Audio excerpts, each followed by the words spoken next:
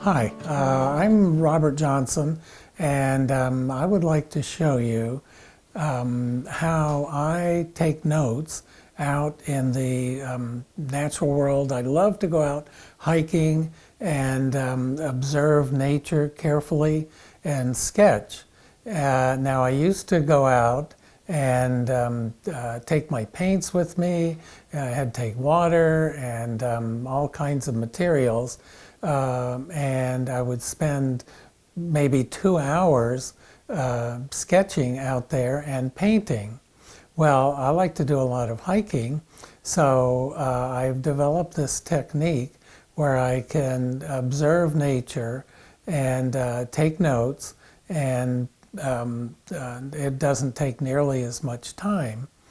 So I want to show you the technique that I've developed over the years that has lots of advantages. It's a technique that's where you have a color chart that matches the paint set that you're using. And so when I go out in nature, I'm taking notes so that I eventually have a whole series of notes of studies of what I've seen with written notes on the side of it that I use as the basis for the larger paintings that I do. All right, let's start with the color charts. You have 3 choices with the color chart. You can either download a color chart like this, which is pre-printed. That color chart matches the colors that are in this particular set. It's a set made by Winsor and Newton. They're very good colors, a nice variety, and it's inexpensive. You can buy a set for about $20. The second choice that you have is to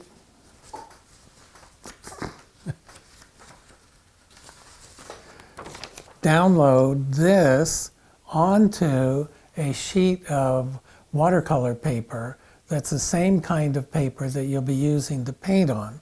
And you can make your own color chart. The colors are already labeled on here, and they match this set right here. So that's your second choice. Just make sure that you print it on the good paper that you will take watercolor, and test the printed lines to make sure that they don't bleed. I've never had any problem with that, but it's always a good idea to test that.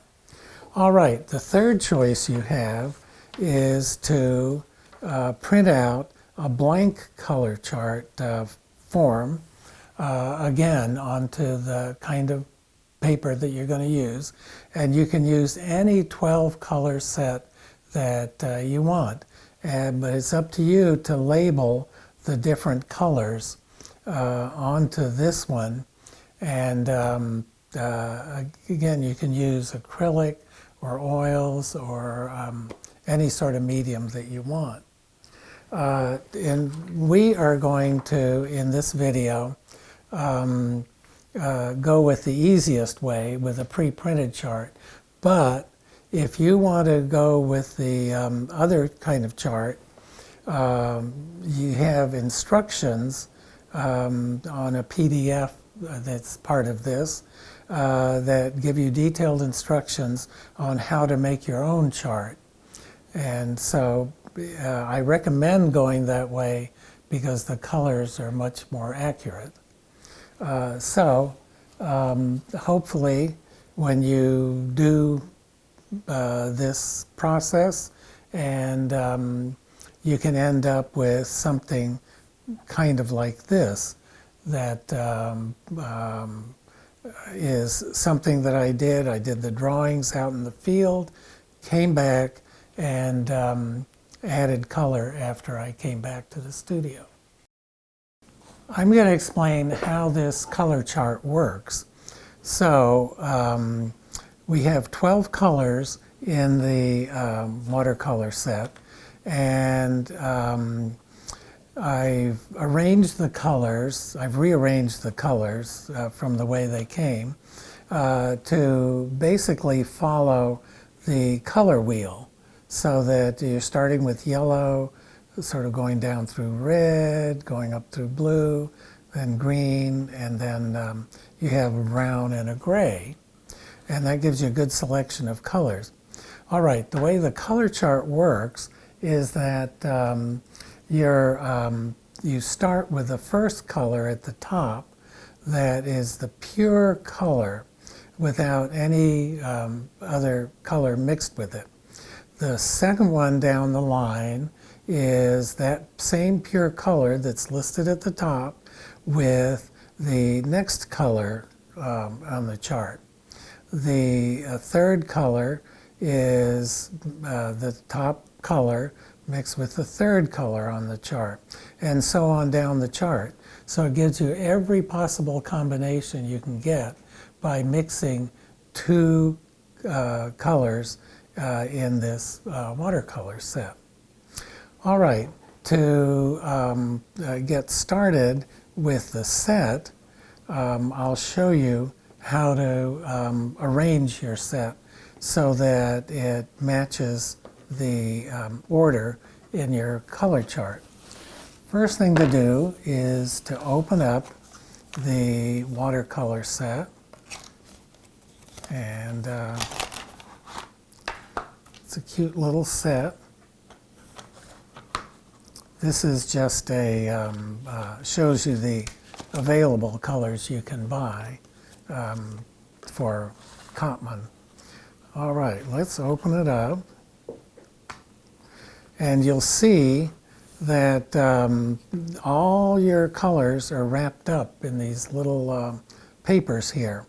So, and you also get a free little brush, which is very handy for traveling and is very nice for painting fine detail.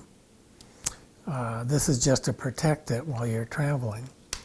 Okay, the first thing that we want to do is dump out all your colors. Make sure they're all out of there. All right. Now, make sure that you have your set with the bottom of the top facing you. That's where you're going to be mixing your colors. That's basically these little wells here. Now, look at your color chart and put your colors back into your set, starting with lemon yellow. So this one is lemon yellow. I'll put that first. The next one is cadmium yellow. So look for cadmium yellow, and there it is. We'll put cadmium yellow in there. Then we'll go to yellow ochre. So fill up your color chart with all these colors, and once your color chart is filled, you can open up these colors and take the wrappings off of them. Like that. And you'll notice that it's these little tablets. These are called half pans, and they're in little tubs. So take the wrapping off and put it back in its original position. And then you go to the next one, and you can unwrap that one in the same way. And when you get that done, it will look like this. And you'll see, here's lemon yellow, there's cadmium yellow, yellow ochre, burnt sienna, cadmium red, alizarin crimson, and so on down the chart. But there's one problem, and that is Paynes Grey. All right. It doesn't come with a Paynes Grey. Instead, it comes with a white. Now, I don't know why they include white, because watercolor is a transparent technique, and white makes your paint opaque.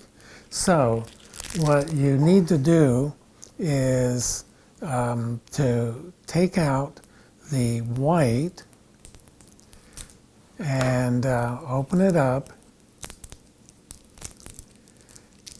and then you can pop out from the little tub that white paint, and I don't really have any use for it, so I just throw it away. And instead of that white paint, I like to use Paynes Grey. It's it fills in a gap of the colors. The set doesn't come with a good gray. So all you have to do is fill up that tub and put it in your set as your last color, like that. And if you just let it sit like for a day or so, it'll dry up and become semi-hard like the other half-pan colors are. Now we're ready to use it and identify some colors, start mixing some of our colors, and go ahead and start painting. Okay, so I am going to show you how to use the color chart and add color to a line drawing that I've made. So this violet that I found out in the field, I sat out there, it was a nice sunny day, and sketched the violet. And when I was out there, I actually made some color notes as to what the different colors were. Now, I identified the colors on the color chart to get as close as I could. And the important thing here is to list your colors in terms of what's the lightest, what's the next lightest, what's a little bit darker, a little bit darker. So not only are you identifying what hue it is, but you're identifying where on this line does that color fall. Like, does it fall really in the light area, or does it fall in the intense area? So that's very important. You want to get your value scale right. So I need to mark that down too. So if you draw an arrow, or just draw a line to the area that you're talking about, like here I have a line drawn to the petals, and then I mark down the actual color that I found on the color chart, with most closely matched it, which was alizarin crimson plus phthalo blue.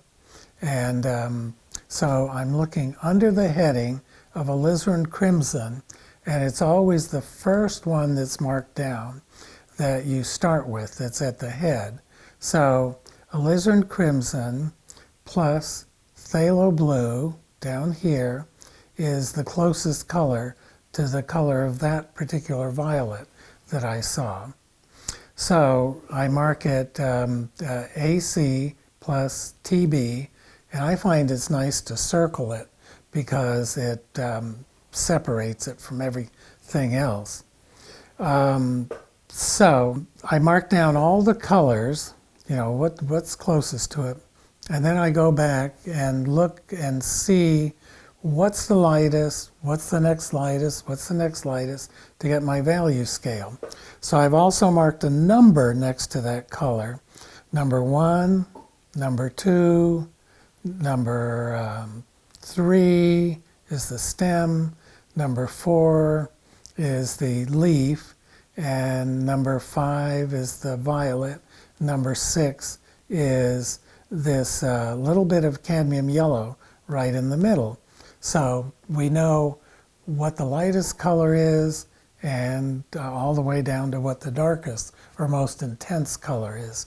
You know, which one is closest to the right side of the color on the chart, or which one is closest to the left side on the chart. Now, in order to get a little bit closer to what I see, I also have developed some little symbols to remind myself of ways to tweak the color to get closer to what I see. So I'll just show you one of these symbols. So I have the leaves, I noticed, were darker down towards the base, and then they got lighter as you went out towards the tip. So I just mark it with an arrow and put LTR, and then I know that it's darker here and lighter as you go out towards the tip. Now, you can develop your own set of symbols that help you tweak the color, but just to give you some ideas, if you go to the PDF, you can find a list of symbols that I use that you might find helpful. So if you want to add more complication to it, just go ahead and look at these, and then hopefully they'll be useful in helping you come up with your own colors. All right, so now it's time to start painting. I have all the information that I need. So let's open up our set, set it up. This is the way I like to set up my watercolor set. I like to have the water behind there. I like to have the set set up this way, paper towel in front. I call it my dabbing towel because I dab the paints into it. Now, I have everything I need to paint. I have my brushes, I have my color chart to match the colors to, and I have my watercolor set. So I'll just start by painting one of the leaves just to give you a demonstration. And got to make sure your brush is clean. There, that's pretty clean. All right, so what I have marked here is Viridian Green and Burnt Umber is the color of the leaves. So this is Viridian Green right here, and I'll mix up some, put some of that in one of the little wells. Then I'll dip my paints into my brush into some burnt umber down here. How much burnt umber and how much Viridian Green do I need to mix? Well, if you look at the chart, it'll give you an idea, and try to get close to what you see on the chart. All right, I'm pretty close. I would say I need a little more burnt umber, and I'll get a little closer. All right, so this is as strong as it can get. So I start by painting that in at the base, because I want that to be the darkest or the most intense, like that. And then I want it to fade out. So with watercolor, you don't use white paint, you use watered down paint. So then I come down with my water, with just almost pure water, and make it a little bit lighter there. And then I get the paint out of it, and then I drag the paint up a little more so it's even lighter at the top. Okay. Now if I wanted it a little darker at the bottom, I would come in with a little more paint and dab in some more paint at the bottom and try to get that to fade out into a lighter and lighter color. That's a technique that you'll just have to play around with watercolor to get it pretty smooth. It's actually easier if you let one area dry and then come back and do another coat and do the same thing. But I'm just trying to smooth it out somewhat so it makes an even transition. And that's the way you put your colors in. All right, so I've painted in, I've identified all these different colors, and I want to show a finished drawing, so I don't want all my color notes in there too, a finished painting. So you can just come in with an eraser and erase all your color notes. And then when you're done with your painting, you should end up having something that looks something like that. Okay, let's talk about taking notes for landscape painting. All right, I was, this past winter, I was out looking at a field and there were some cross-country skiers there, and I decided to sketch them. So I made this sketch of what I saw, and I started taking color notes. And I'll show you how to go about taking color notes in the landscape. First of all, I look at the landscape and I identify the values of the different large color areas. Now, don't try to identify all the colors within the large areas. Try to get an overall color of the whole large area and write that down. Now, it's not that easy to tell, is this color lighter than this other color? And the easiest way to do that is to squint your eyes. And if you squint your eyes so that they're almost closed, you can actually see values much more easily than if your eyes are wide open. So that's a good trick to knowing what's lighter, what's next lighter, what's... So I start with the lightest. Number 1 was the snow, and which was this area and this area. Number 2 was the sky, which was up here. Number 3 was the grass, which was here, and so on down until I got to this arbor, which was the darkest area. So I have my value scale in there, and you need to label what these areas are just so you'll remember where they go, since you aren't drawing lines to the different areas. All right, now I look at those areas and I match it up with a color on the color chart. And you can hold the color chart up to hold it so that you're seeing the color chart and the landscape at the same time, and get as close as you can to the color chart.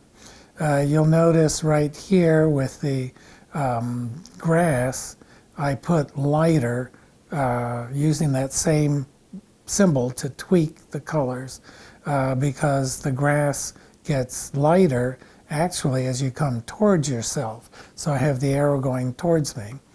But anyway, you can make up your own little symbols to tell you some refinement about the colors that you see.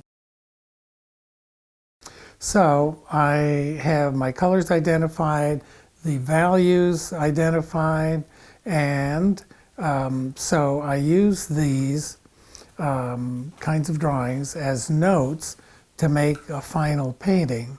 And here's an example of where I used that note to make a painting enclosed in this circle. And actually I used other notes, very similar ones, to add this part of the painting in there. And that's the mountains in the early morning where they turn orange, and you can see them there. So now you've got everything that you need in order to get out in the field and take some, do a drawing and take some color notes. And in order to protect my color chart, I will laminate it so that it doesn't get dirty when I go out in the field. I recommend the same. So the value of doing this is that it, first of all, saves a lot of time. Second of all, it saves a lot of time when you are mixing up your paints, because you can identify the color that you want and which two colors you have to mix together, and it saves a lot of trial and error of color mixing. And it's just so simple and light. All you have to take with you is a color chart and your sketch pad. And that's all you need to take out in the field, and a pencil. And so you can do all the rest when you come back to the studio. Very portable.